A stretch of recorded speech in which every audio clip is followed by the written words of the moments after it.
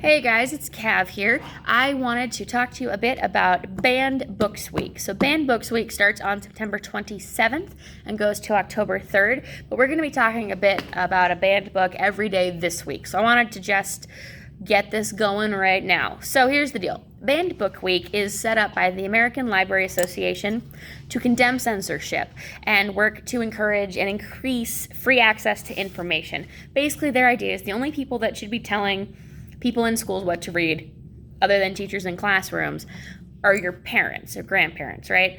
The librarian should not be saying to you, hey, you can't read that because it's not okay for you. That's a conversation between you and your parents or guardians. So we are going to be talking about that a little bit today. So the difference, there's two types of book controversy. You have book challenges and book bans. So a challenge is when someone is like, this is a book that I object to having in a school library or in a classroom or being taught. And then if that is approved, that material will then be banned. So you can't just say like, I am offended by Huck Finn. I don't like it. It should not be taught because it irritates me. You have to say, I want Huck Finn to not be taught because it offends me. Right? And that's what banning is. If they agree, that's what banning is. Huck Finn, incidentally, is on the banned book list, very frequently banned for excessive use of the N-word, which we're going to talk about later on this year. Books are usually challenged with good intentions. People don't just challenge books because they think they're dumb. They challenge books because they're trying to protect people. They're like, we don't want people to be reading this word. We don't say it, so we shouldn't be reading it. There's content in here that could be dangerous. We don't want people to read it. So that's kind of the idea. I'm going to adjust my camera here. All right. Okay. So the idea is that it's trying to keep people safe. Whether or not everyone agrees that it's actually being successful is an entirely different conversation. Most challenges are unsuccessful because libraries, teachers, parents, students, and other concerned citizens are stepping out and saying, no, we want our students to wrestle with some of these topics, or we want to wrestle with these topics. So most of the time, a book is challenged to protect children or youths from inappropriate content, usually sexual or offensive language. So these were the top 3 reasons for citing challenging materials as of this year. Sexually explicit material, considered to be, contained offensive language, or unsuited to any age group. So basically, the American Library Association says this is a wonderful thought. The idea is to protect people, to make sure that people aren't just reading things that could be bad, that you're going in knowing what you're getting into. And they said, but librarians and governing bodies, this is a quote, should maintain that parents and guardians only have the right and responsibility to restrict the access of their children and only their children to library resources. So censorship of librarians of constitutionally protected speech, whether for protection or any other reason, violates the First Amendment. So you can't, basically, according to the First Amendment, you can't say we are getting rid of Huck Finn in every school because it is offensive, or we are no longer going to be reading anything by Edgar Allan Poe because he was creepy, which he was. Right? Also, there was a study done where people were looking at the fact that people from all walks of life oppose books for all different reasons. Books have been banned, or books have been contested because they're too liberal, because they're too conservative, because they just have bad facts, because someone didn't like what it was saying that didn't fall into either of those groups. Books are contested for a lot of different reasons and by a lot of different people. Libraries don't ban books. However, librarians can use discretion. There are some books that you might not find in a high school library because librarians do actually look at the reading level and make sure that the books that they're getting are a nice mix. But they're not going to say to you, excuse me, you can't read that book. I looked at your reading level and you are not a good enough reader for that book.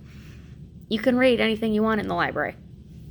That is your right, unless your parents/guardians tell you not to, and then put it back.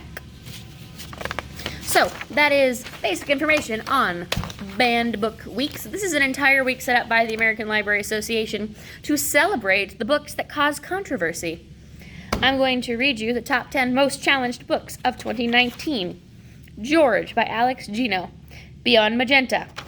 Transgender Teens Speak Out by Susan Coughlin. A Day in the Life of Marlon Bundo by Jill Twiss.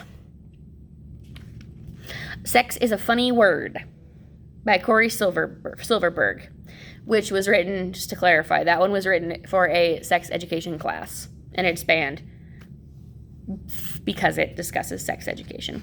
Prince and Knight by Daniel Hack. I Am Jazz by Jessica Herthel and Jazz Jennings. The Handmaid's Tale by Margaret Atwood. Drama, written and illustrated by Raina Telgemeier. The Harry Potter series by J.K. Rowling. And Tango Makes Three by Peter Parnell and Justin Richardson. So there's a lot of books there that you might not have heard of. Harry Potter gets banned very frequently for this one. It's banned and forbidden from discussion for referring to magic and witchcraft, for containing actual curses and spells, and for characters that use nefarious means to attain their goals. Other books that are banned for reasons here, let's see. To Kill a Mockingbird was challenged and banned because of its violence and its use of the N-word. The Absolutely True Diary of a Part-Time Indian by Sherman Alexie is constantly challenged for acknowledging issues such as poverty, alcoholism, and sexuality. And also there is some profanity. Looking for Alaska by John Green has a scene in it that people are concerned about for students. I read it. I didn't think it was, but that's between you and your guardians. All right, let's see. What else do we have? Oh, this one's my favorite. The Bible has been banned because it has a religious viewpoint. The Captain Underpants, anti-family. The Hunger Games, for religious viewpoint, being satanic and being unsuited to an age group. My favorite thing that does pop up on these lists frequently, though, is the book 50 Shades of Grey. Mostly because that is not a book that you would expect to find in a high school library or an elementary school library, which means that someone purchased this book and brought it to a public school library and then was horrified by its contents. So this is why we always check our book reviews before we buy books for our classrooms, just in case. It is not a good book.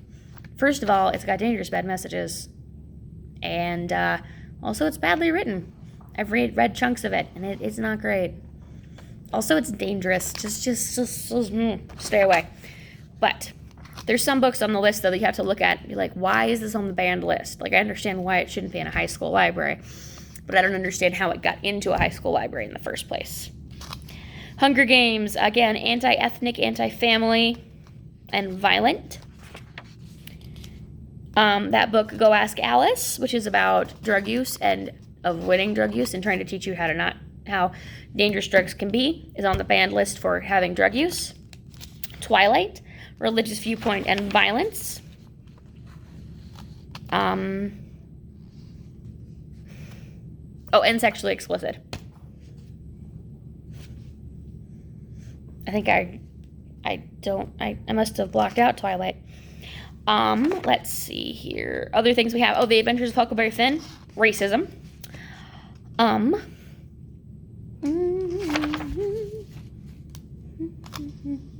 Scary Stories to Tell in the Dark. Insensitivity. Satanism. Unsuited to age group and violence.